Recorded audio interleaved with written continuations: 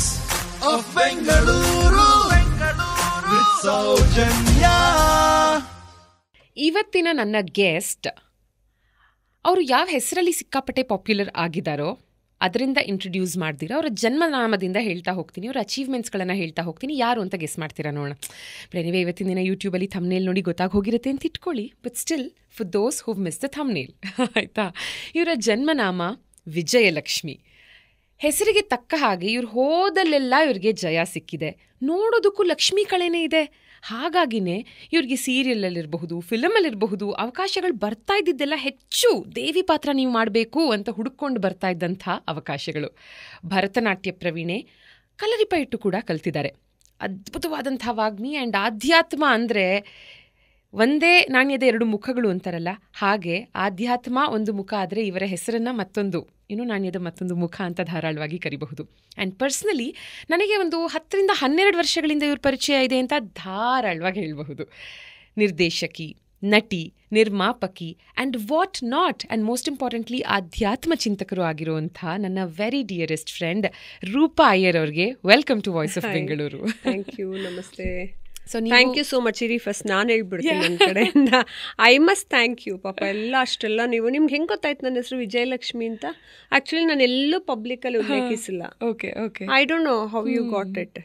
That is my real name. ಆಮೇಲೆ ನಮ್ಮಪ್ಪ ನನಗೆ ಅಪ್ಪ ಅಮ್ಮ ರೂಪಾ ಅಯ್ಯರ್ ಅಂತ ಇಟ್ಬಿಟ್ಟಿದ್ರು. ಥ್ಯಾಂಕ್ ಯು ಸೋ ಮಚ್ ಪಾಪ. ಎವ್ರಿ ಲೈನು ನೀವು ಹುಡುಕಿ ನನಗೋಸ್ಕರ ಪ್ರೀತಿಯಿಂದ ಎಲ್ಲ ಹೇಳಿದ್ರೆ. And I mean it. ಆಧ್ಯಾತ್ಮ ನನ್ನ ಫೇವ್ರೆಟ್ ಸಬ್ಜೆಕ್ಟ್. ನಾನು ಅದೇ ಹೇಳ್ತಾ ಇರ್ತೀನಿ, 2 ವಿಷಯಗಳು ನನಗೆ ತುಂಬ ಫೇವ್ರೇಟ್. ಒಂದು ಆಧ್ಯಾತ್ಮ, ಒಂದು health. Of course you know that.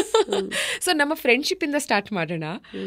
ಒಂದು 10-12 ವರ್ಷಗಳ ಮುಂಚೆ ನಾವು ಸಿಗ್ತಾ ಇದ್ದಿದ್ದೇ ಈ ಸ್ಯಾಲಡ್ ಎಲ್ಲಿ ಸಖತ್ತಾಗಿ ಸಿಗುತ್ತೋ ಅಂಥ ಜಾಗಗಳಲ್ಲಿ ಸಿಗೋದು, ಅಲ್ಲಿನ ಸ್ಯಾಲಡ್ಸ್ಗಳನ್ನು ಎಕ್ಸ್ಪ್ಲೋರ್ ಮಾಡೋದು, ಚೆನ್ನಾಗಿ ಹೆಲ್ದಿ ಫುಡ್ ತಿನ್ನೋದು, ಹೆಲ್ತ್ ಬಗ್ಗೆನೇ ಮಾತಾಡೋದು, ಮನೆಗೆ ಹೋಗೋದು.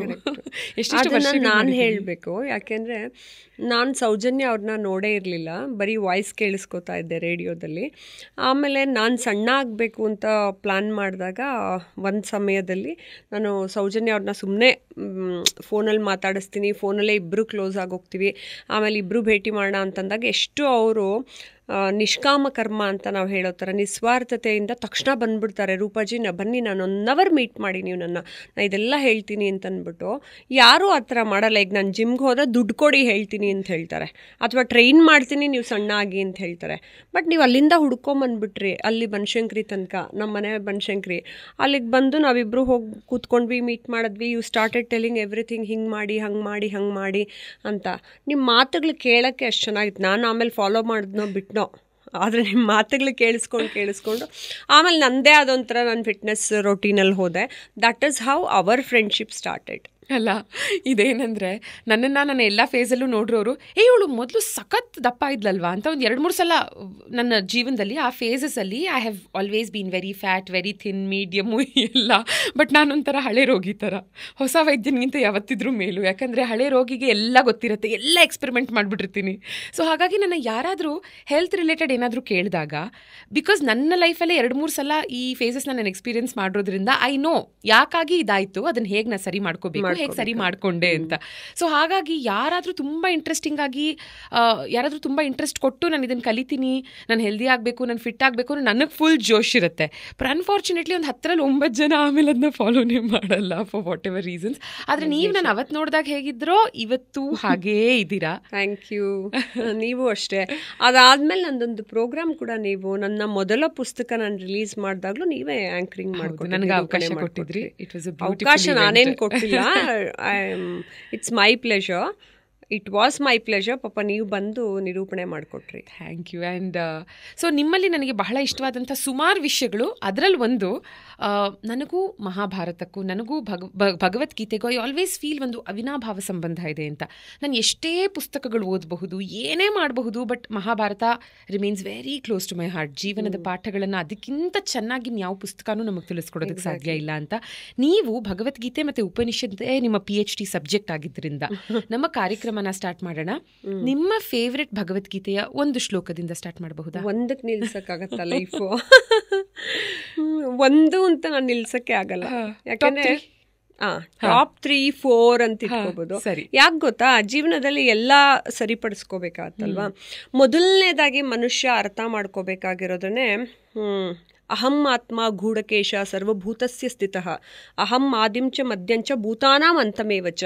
ಮನುಷ್ಯ ಮೊದಲು ತಿಳ್ಕೋಬೇಕಾಗಿರೋದು ಜೀವಾತ್ಮ ಮತ್ತು ಪರಮಾತ್ಮನ ಸಂಬಂಧದಲ್ಲಿ ಪರಮಾತ್ಮನ ಚೈತನ್ಯ ಅಹಂ ಆತ್ಮ ಗೂಢಕೇಶ ಸರ್ವಭೂತಸ್ಯ ಸ್ಥಿತಃ, ಎಲ್ಲ ಜೀವಿಗಳಲ್ಲಿರೋ ಎನರ್ಜಿನೂ ನಾನೇ ಅನ್ನೋದು ಪರಮಾತ್ಮ ಹೇಳ್ಕೊಟ್ಟಿದ್ದನ್ನ ನಾವು ತಿಳ್ಕೊಂಬಿಟ್ರೆ ಯಾವ ಜಾತಿ ಭೇದ ಅವ್ರಂಥವ್ರು ಅವ್ರ ಮೇಲೂ ಇವ್ರ ಕೀಳು ಇವ್ರು ಇದ್ದೋ ಫಸ್ಟ್ ಇದನ್ನು ತಿಳ್ಕೊಂಬಿಡ್ತೀವಿ.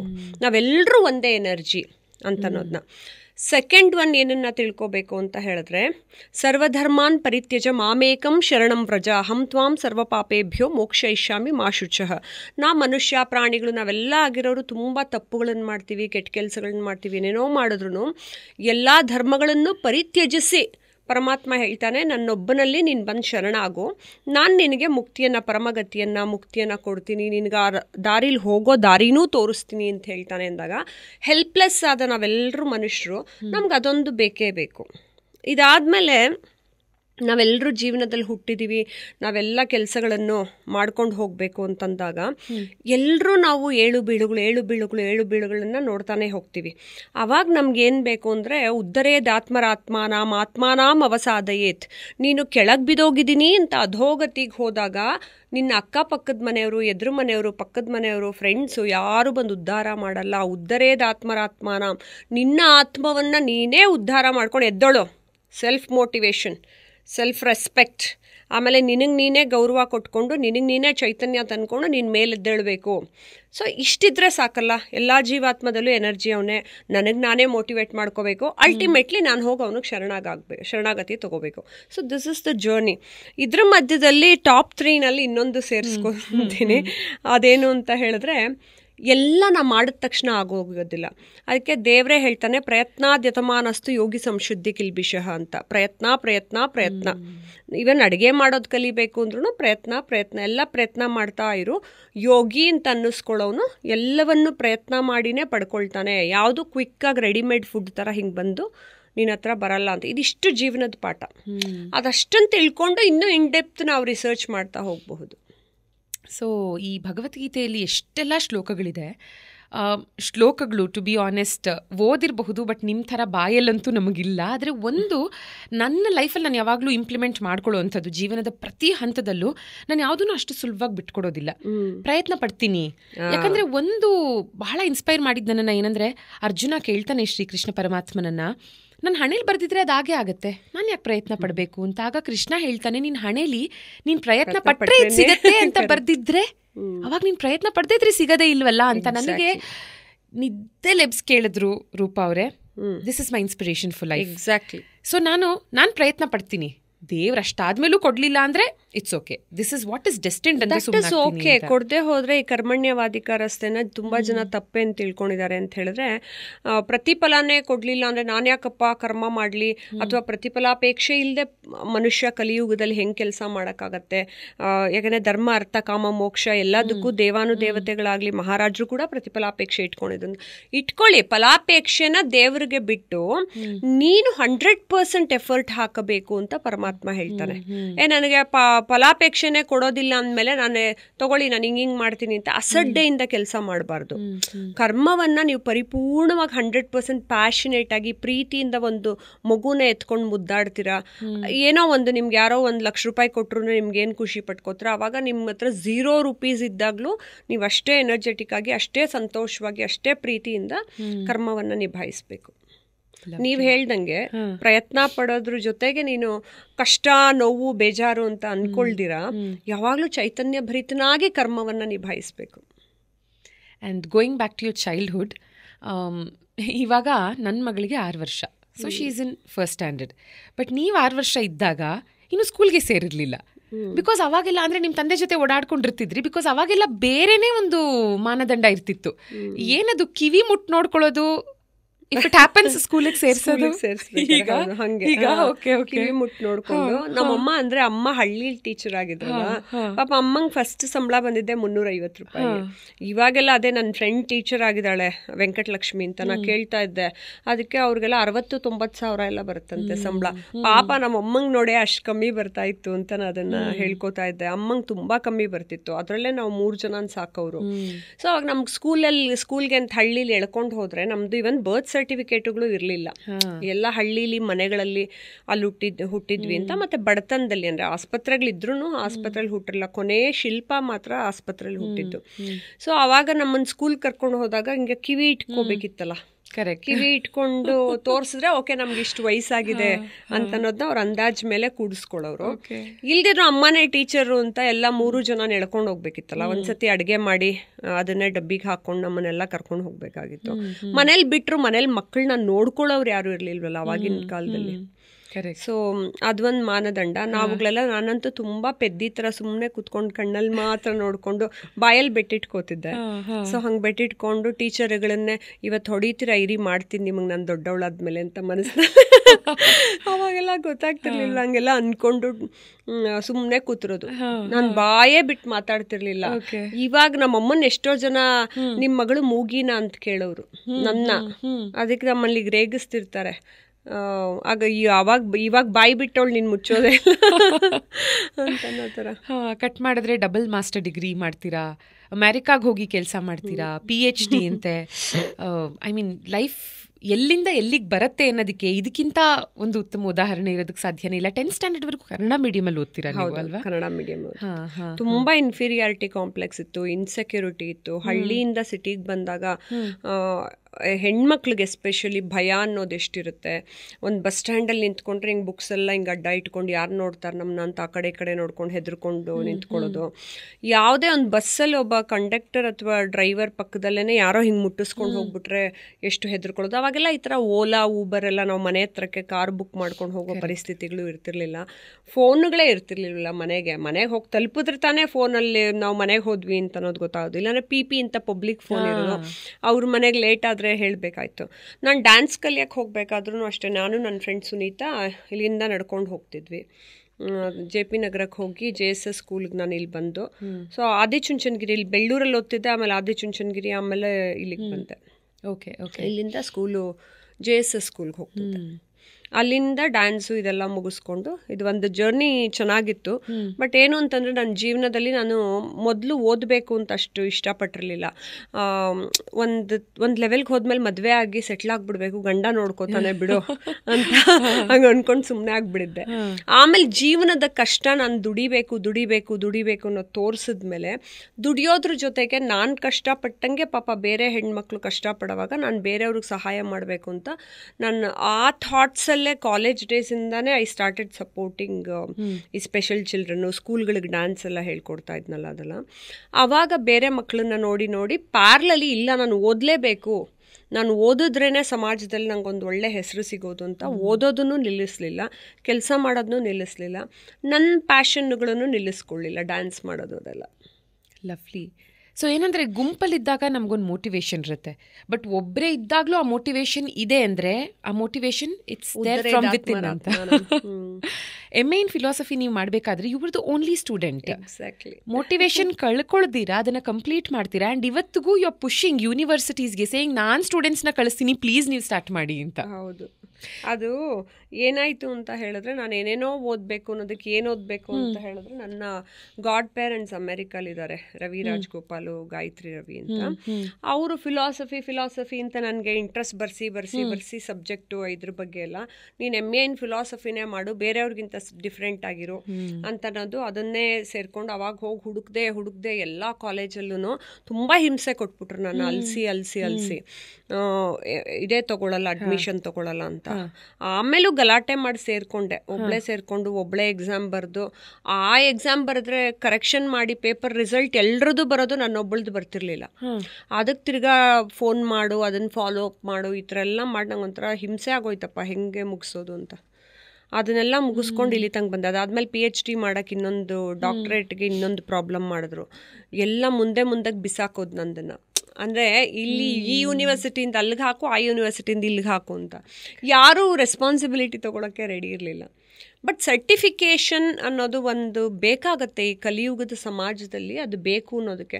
ಅದು ತೊಗೊಂಡೇ ನನಗೆ ಜ್ಞಾನ ಬಂತು ಅಂತಲ್ಲ. ಕರೆಕ್ಟ್. ಜ್ಞಾನ ನಮ್ಗಳಲ್ಲಿರುತ್ತೆ, ಆ ಜ್ಞಾನನ ಪೇಪರ್ಗೆ ಹಾಕ್ಬಿಟ್ಟು ಸುಮ್ಮನೆ ಒಂದು ಸರ್ಟಿಫಿಕೇಟ್ ಇಟ್ಕೋಬೇಕು ಅಂತ ಅಲ್ಲ. ಬಟ್ ನೋಡಿ, ಡಾಕ್ಟರ್ ಆಗಬೇಕು ಅಂತ ಬಹಳ ಆಸೆ ಪಡ್ತೀರಾ, ಮೆಡಿಕಲಿ ಅಂದರೆ MBBS ಅಂತ ಅಂದಿದ್ರು. ಡಾಕ್ಟರ್ ರೂಪಾ ಅಯ್ಯರ್ ಆಗಿದ್ದೀರಾ. ನಾನು ಚಿಕ್ಕ ವಯಸ್ಸಲ್ಲಿ ಅದು ಆಸೆ ಪಟ್ಟಿದ್ದೆ. ನಿಮ್ಗೆ ಹೆಂಗೆ ಗೊತ್ತಾಯ್ತದ? ನಾನು ಯಾವ ಇಂಟರ್ವ್ಯೂಲ್ಲೂ ಹೇಳಿರಲಿಲ್ಲ. ಹೌದು, ನಾನು ಬೆಳ್ಳೂರಲ್ಲಿದ್ವಲ್ಲ, ಬೆಳ್ಳೂರು ಕ್ರಾಸಲ್ಲಿ ಮೆಡಿಕಲ್ ಕಾಲೇಜ್ ಇತ್ತು. ಆಗ ನಂಗೆ ತುಂಬ ಆಸೆ ಇತ್ತು, ಅದೇ ಫಸ್ಟಲ್ಲಿ ಮೆಡಿಕಲ್ ಕಾಲೇಜ್ ಆದಾಗ ನಾನು ಓದಬೇಕು ಅಂತ. ಆದರೆ ನಾನು ಎಷ್ಟು ಪೆದ್ದಿ ಅಂದರೆ, ನಮ್ಮಮ್ಮನೇ ಟೀಚರ್ ಅಲ್ವಾ, ನಮ್ಮಮ್ಮ ಹೇಳ್ಕೊಟ್ಬಿಟ್ಟಿದ್ರು ಗಣೇಶನ ಪೂಜೆ ಮಾಡು, ಎಲ್ಲ ಎಕ್ಸಾಮಲ್ಲೂ ಪಾಸ್ ಅಂತ. ಸೊ ನನಗೆ ಮ್ಯಾಥ್ಸು ಸೈನ್ಸು ತಲೆಗೆ ಹೋಗ್ತಿಲ್ಲ ಅಂತಂದಾಗ ಅದಕ್ಕೆ ಬಿಡು ಗಣೇಶಂದು 21 ದಿನ ಪೂಜೆ ಮಾಡ್ಕೊಳ್ಳೋಣ, ನಾನು ಪಾಸ್ ಆಗೋಗ್ತೀನಿ ಅಂತ. ನಿಜವಾಗ್ಲೂ ಹಂಗಾಯ್ತು. ದಿನ ಅಲ್ಲಿ ಕೊಳದಲ್ಲಿ ನೀರು ತಗೊಂಡು ಗಣೇಶನ್ಗೆ ಅಭಿಷೇಕ ಮಾಡಿ 21 ಗರ್ಕೆ ಇಟ್ಟು ಅದೆಲ್ಲ ಮಾಡ್ತಾ ಇದ್ದೆ. ಅದೇನೋ ಅದು ವರ್ಕ್ಡ್ ಔಟ್ ದೇವ್ರದ್ದು. ಆಮೇಲೆ ಸ್ಕೂಲ್ಗೆ ಹೋಗ್ಬೇಕಾದ್ರೆ ಗಣೇಶನ ದೇವಸ್ಥಾನ ನಾನು ಕಲ್ಲೆತ್ಕೊಂಡು ಬೇರೆ ಹೋಗ್ತಿದ್ದೆ ಎಕ್ಸಾಮ್ ಬರ್ಸು ಅಂತ. ನಾನು ಓದ್ದೇ ಹೋದ್ರೆ ದೇವ್ರಿಗೆ ಎಕ್ಸಾಮ್ ಬರ್ಸ, ಆದ್ರೆ ಆ ನಂಬಿಕೆ ಖಂಡಿತ ವರ್ಕ್ ಆಗೇ ಆಗತ್ತೆ. ಅದು ಹೆಂಗೋ ಬರ್ದು ಎಲ್ಲಾದ್ರಲ್ಲೂ ಅವಾಗ್ಲೇನೆ ನಾನು ಫಸ್ಟ್ ಪ್ರೈಸ್ ತಗೋತಿದ್ದೆ, ಡ್ಯಾನ್ಸಲ್ಲಿ ಮುಂದೆ ಇದ್ದೆ, ಅದೆಲ್ಲ ಮಾಡ್ಕೋತಾ ಇದ್ದೆ. ಜೀವನದ ಬಗ್ಗೆ ಜ್ಞಾನ ಇತ್ತು, ಅವಾಗ್ಲೇನೆ ದುಡಿಬೇಕು, ಚಿಕ್ಕವಳಾಗಿದ್ದಾಗಲೇ ಸಂಪಾದನೆ ಮಾಡಬೇಕು ಅನ್ನೋದೆಲ್ಲ. ಬಟ್ ಓದೋದು ನಾನೇನು ಫಸ್ಟ್ ರ್ಯಾಂಕ್ ಸ್ಟೂಡೆಂಟು ಮುಂದೆ ಕೂತ್ಕೋತಿದ್ದೆ ಅಂತೆಲ್ಲ ಇರಲಿಲ್ಲ. ಆದರೆ ನನಗೆ ಇವಾಗ MA ಇನ್ ಫಿಲಾಸಫಿಲಿ 93, 97 ಎಲ್ಲ ಬಂದಾಗ ಅಯ್ಯೋ ನನ್ನ ಜೀವನದಲ್ಲಿ ಫಸ್ಟ್ ಟೈಮ್ ಇಷ್ಟು ಮಾರ್ಕ್ಸ್ ಬಂದಿದೆ ಅಂತ ಎಲ್ರಿಗೂ ತೊಗೊಂಡೋಗಿ ತೋರಿಸಿದೆ. ನಾನು ಯಾವತ್ತೂ ಅಷ್ಟು ಮಾರ್ಕ್ಸ್ ಫಸ್ಟ್ ಕ್ಲಾಸ್ ಬರ್ತಿದ್ದೆ, ಬಟ್ ತುಂಬ ಏನು ಕಾಂಪಿಟೇಷನಲ್ಲಿ ನಾನೇ ಎಲ್ರಿಗಿಂತ ಓದಬೇಕು ಅಂತ ಓದ್ತಿರ್ಲಿಲ್ಲ. ಓಕೆ.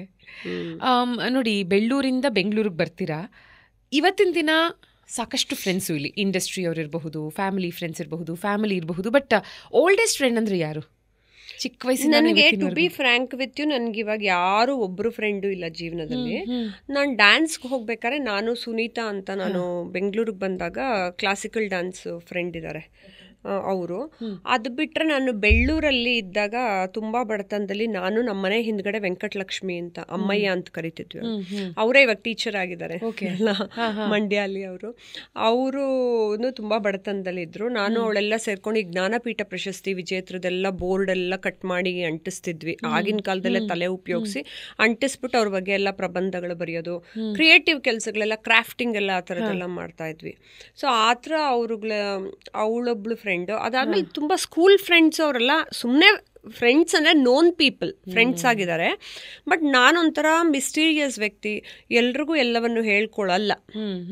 ನನ್ನ ನೋವು, ನನ್ನ ಕಷ್ಟಗಳನ್ನು ನಾನು ಒಳಗೊಳಗೆ ಇಟ್ಕೊಂಡು ನಾವೇ ಅದನ್ನೆಲ್ಲ ನಿಭಾಯಿಸ್ತಾ ಹೋಗ್ತೀವಿ. ಇನ್ನೊಬ್ರಿಗೆ ಹೇಳ್ಕೊಂಡು ಅದಕ್ಕೆ ಸೊಲ್ಯೂಷನ್ ಕಂಡುಕೋಬೇಕು ಅನ್ನೋ ಪರಿಸ್ಥಿತಿ ನನಗಿರಲಿಲ್ಲ. ನನಗೆ ಭಯ ಇರ್ತಿತ್ತು, ಯಾರೆಲ್ಲ ಆಡ್ಕೊಂಡ್ಬಿಡ್ತಾರೋ ನಮ್ಮ ಬಡತನನ, ನಮ್ಮ ಕಷ್ಟನ ಅಂತೆಲ್ಲ. ನಾನು ಯಾರಿಗೂ ಏನು ಹೇಳ್ಕೊತಿರ್ಲಿಲ್ಲ. ಇವಾಗ ಆಮೇಲೆ ಸುನೀತಾ ಅಂತ ಫ್ರೆಂಡು, ಅಂದರೆ ಇವಾಗಲ್ಲ ಸ್ಕೂಲಲ್ಲಿ, ಅದನ್ನು 8th ಸ್ಟ್ಯಾಂಡರ್ಡ್ 9th ಸ್ಟ್ಯಾಂಡರ್ಡಲ್ಲಿ. ಅದಾದ್ಮೇಲೆ ಯಾರ್ಯಾರೋ ಒಂದಷ್ಟು ಜನ ಬಂದು ಹೋದ್ರು ಅಷ್ಟೇ. ಇಂಡಸ್ಟ್ರಿಯಲ್ಲಿ ಯಾರಾದರೂ 4 AM ಫ್ರೆಂಡ್ಸ್ ಅಂತಾರಲ್ಲ, ಅಂದರೆ ಅದಕ್ಕೊಂದು ಟರ್ಮಿನಾಲಜಿ ಆ ಥರ. ನಾನು 4 AM ಗೆದ್ದು ಪೂಜೆ ಮಾಡ್ತೀನಿ ಹೊರತು 4 AM ಸದ್ಯ ನನ್ನ ಜೊತೆ ಪೂಜೆ ಮಾಡಕ್ಕೆ ಬನ್ನಿ ಅಂದರೆ ಯಾರು ಫ್ರೆಂಡ್ಸ್ ಬರಲ್ಲ. ಬೇರೆ ನಾನು ಸಂಜೆ ಹೊತ್ತು ನೋ ಪಾರ್ಟೀಸ್, ಡಿನ್ನರ್ಗೆಲ್ಲ ಹೋಗ್ತೀನಿ. ಈಗ ಫ್ಯಾಮಿಲಿ ಡಿನ್ನರ್ಗೆಲ್ಲ ನಮ್ಮ ಅಕ್ಕ ಅವರೆಲ್ಲ ಆರ್ಗನೈಸ್ ಮಾಡಿದ್ರೆ, ಗೌತಮು, ನಾನು, ಗೌರವು ನನ್ನ ಫ್ಯಾಮಿಲಿಯಿಂದ ಅಥವಾ ನಮ್ಮ ಅಮ್ಮನ ಫ್ಯಾಮಿಲಿಯಿಂದ ಆ ಥರ ಡಿನ್ನರ್ಗೆಲ್ಲ ಹೋಗ್ತೀನಿ. ಪಾರ್ಟಿಗೆಲ್ಲ ಹೋಗೋದು ನಾನು ತುಂಬ ಕಮ್ಮಿ. ಕಾಲೇಜ್ ಡೇಸಲ್ಲಿ ಭಯ ಇತ್ತು ಹೋಗೋಕ್ಕೆ, ಅಂದರೆ ನಾವು ಹೋಗಬೇಕು ಅಂದ್ಕೊಂಡ್ರೂ ಭಯ ಇತ್ತು, ಯಾಕೆಂದ್ರೆ ನಮಗೇನು ಫೆಸಿಲಿಟೀಸ್ ಇರಲಿಲ್ಲ. ಇವಾಗೆಲ್ಲ ನಂಗೆ ಟೈಮೇ ಸಿಗಲ್ಲ ಲಿಟ್ರಲಿ. ನನಗೆ ತುಂಬ ಕೆಲಸ. ಆಮೇಲೆ ನಾನು ಬೆಳಗ್ಗೆ ಎದ್ದು ಪೂಜೆ ಮಾಡಬೇಕು ಅಂತ ಅಂದ್ಕೊಂಡಾಗ ನಂಗೆ ರಾತ್ರಿ ಹೊತ್ತು ಲೇಟ್ ಈವ್ನಿಂಗ್ ನಾನು 8:30, 9 ಗಂಟೆಗೆ ಮಲ್ಕೊಂಡ್ಬಿಡ್ಬೇಕು. ಕರೆಕ್ಟ್. 3 ಗಂಟೆಗೆ ಎದ್ದು ಹೇಳ್ತೀರಾ, ಹಾಗಾಗಿ ಅದು ಎದ್ದು ಪೂಜೆಗಳೆಲ್ಲ ಮಾಡ್ಕೋಬೇಕು. ಇಲ್ಲ ಆಮೇಲೆ ಡೇ ಟೈಮಲ್ಲಿ ನೋಡಿ ಟೈಮೇ ಸಿಗಲ್ಲ, ಹೋಲ್ ಡೇ ಅಲ್ಲಿ ಬಿ ವೆರಿ ಬಿಸಿ.